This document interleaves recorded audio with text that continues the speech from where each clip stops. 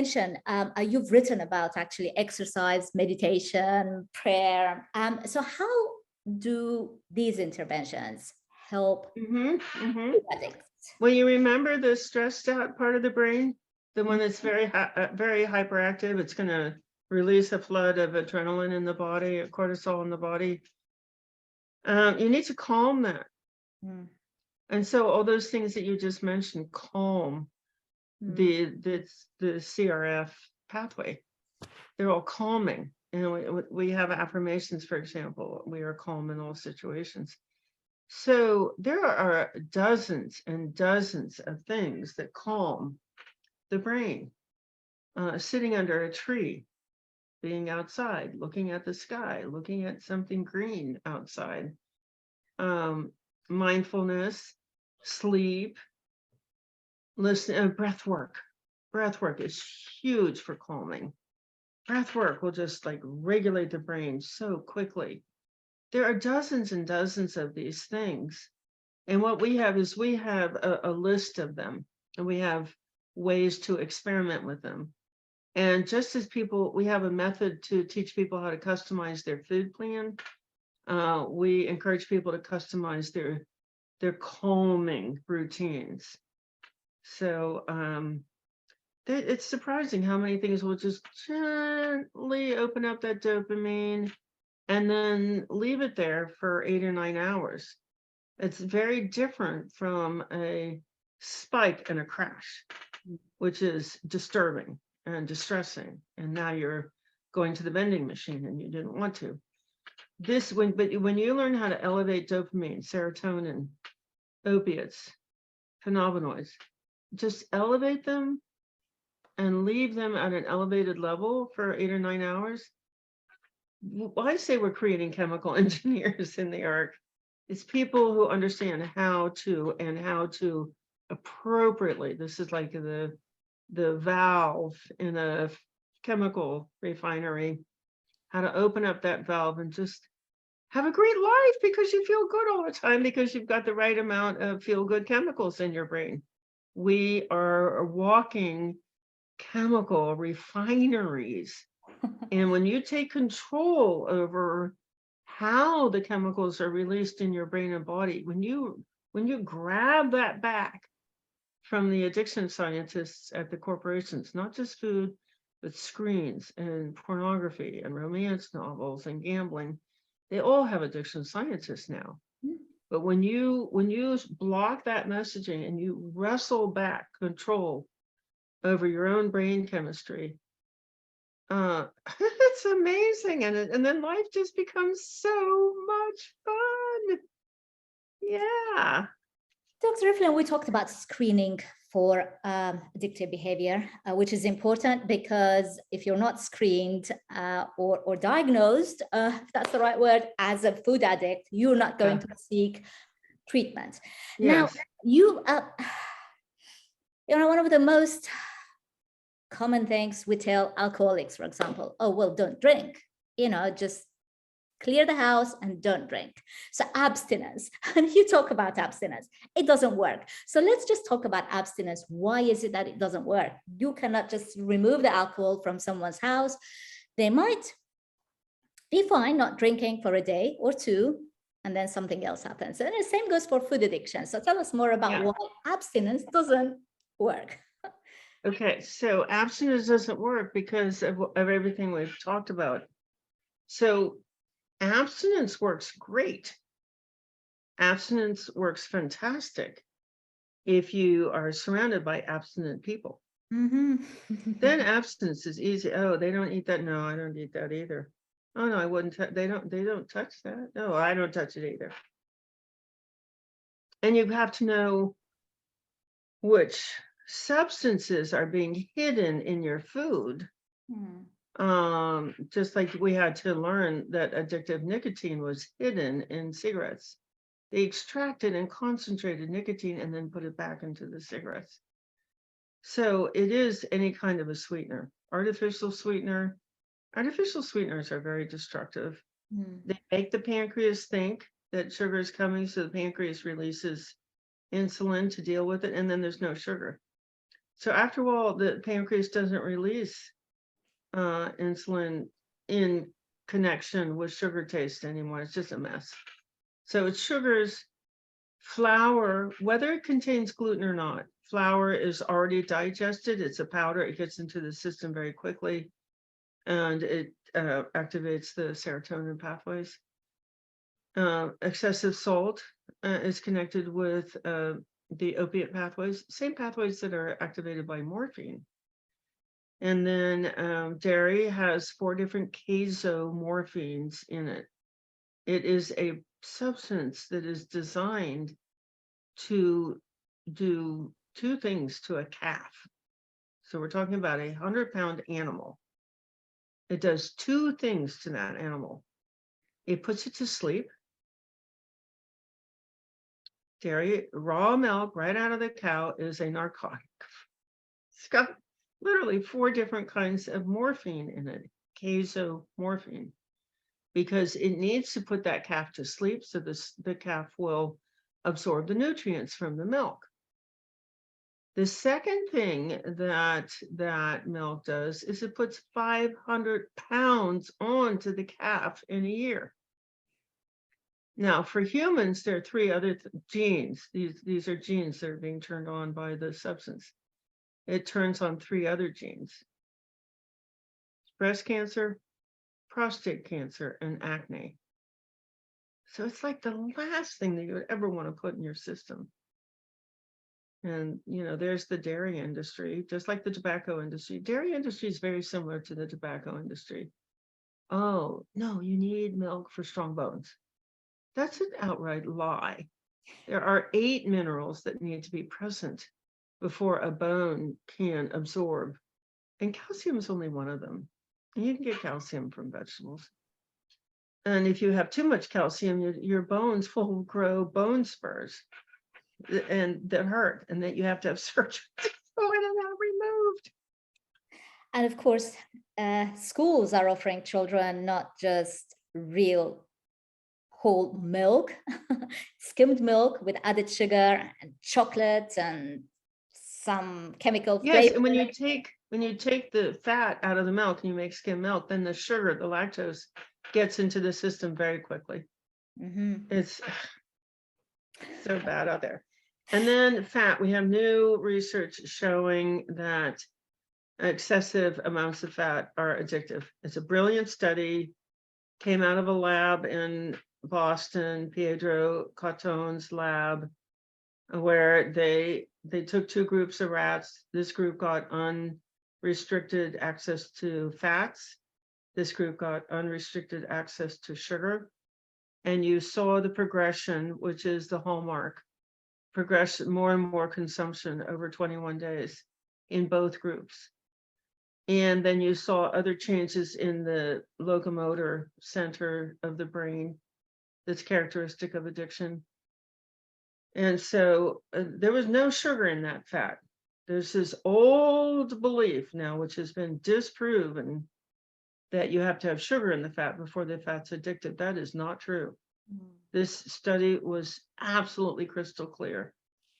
The rats eating the fat showed progression. The rats eating the sugar, we already knew that they would show progression, but both groups showed progression. And then both groups showed the alterations to the brain. So we have to eat fat, but it's got to be a minimal amount, and you can't combine it with any kind of a sweetener. So these keto treats. Yes. I've written a paper, some really great co-authors. I'm trying to get organized. I've written a paper on food plans, how food plans, if you don't screen for food addiction before you start a food plan, you will most likely transfer the sugar addiction to the fat addiction. But the sugar addiction will either incubate and become more powerful, or the person will turn to keto treats, and the sugar fat combination in a keto treat will accelerate fat addiction, because there's no calories from the artificial sweetener in the keto treat, but there's plenty of fat. And now we know that those high levels of fat used repeatedly do alter the brain in an addictive way. It's a different system. Sugar is dopamine. Fat is the cannabinoids, which is the same system that's activated by marijuana. That marijuana is cannabis. The cannabinoid pathways are named after cannabis, and fat will upregulate and stimulate the cannabinoid pathways. So, and then now you have a very virulent, much worse kind of addiction. You have a combination of sugar and fat addiction. And it is that combination. You maintain the high quantities of fat that you're now addicted to from being on like so you didn't screen for the food addiction and you prescribed a ketogenic food plan. And now the person is addicted to fat and they're relapsing onto the sugar, but oh man, they're going to say, oh, but I'm on that keto food plan. I'm going to maintain that high level of fat. I'm going to eat all those keto treats because I know they're good for me. And now the sugar addiction has re-erupted. The person has lapsed back on sugar. Yeah. Now they have much higher fat and the high levels of sugar, and that is deadly. That is how you get fatty liver. That is how you get fatty pancreas. That is how you get heart disease. That is how you fill every cell in the body with debris. And it's loss of autophagy, autophagy. The cell can no longer automatically clean itself. And that's just why we see, actually, Nancy Appleton maintains a list on her website of the study and the study showing how processed foods creates the disease. Sugar, she's really onto sugar. She's got 144 of those studies. Sure. And in our community, we are just going to start offering a radical remission program. So radical remission community, we're going to call it the ROC, RROC, for putting diseases into remission.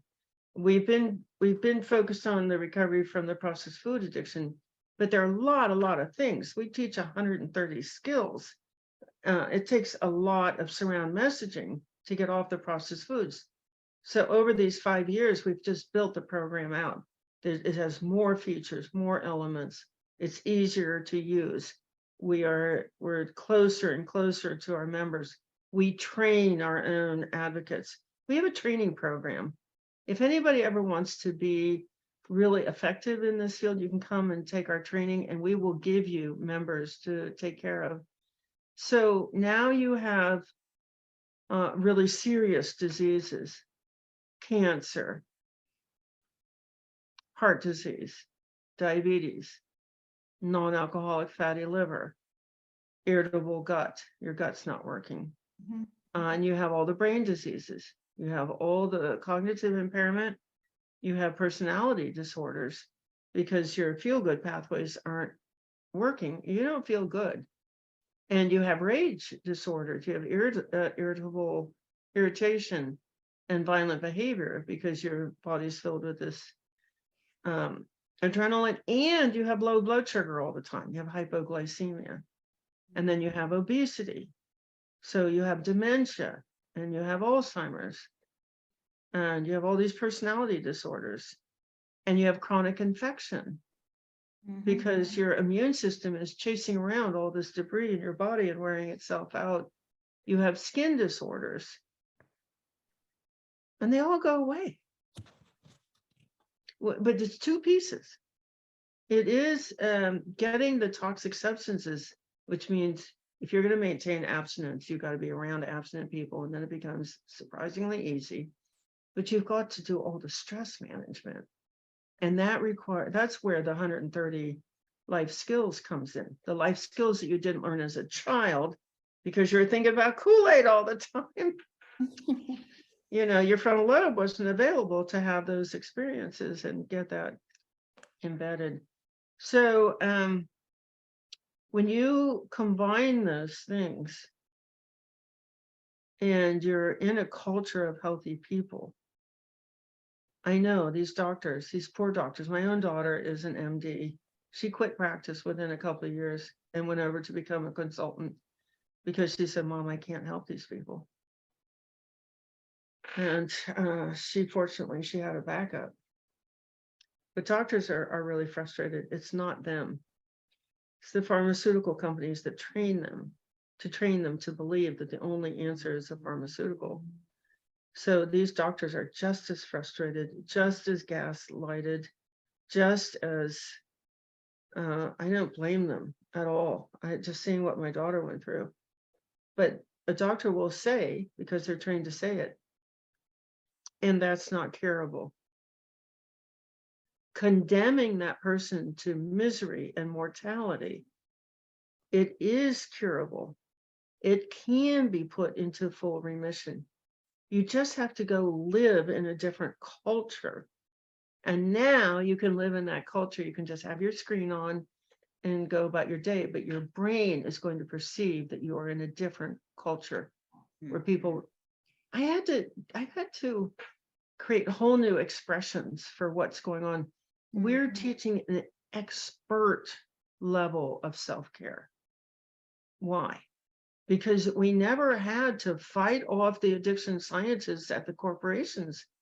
This really started, this got terrible in the late 1990s when brain imaging technology became available. Those addiction scientists were all over that, and they were able to hone to make their products even more addictive, to make the advertising even more addictive, to make the products even cheaper, to make them more available everywhere, and to start in an ever younger age. Now it really starts at conception.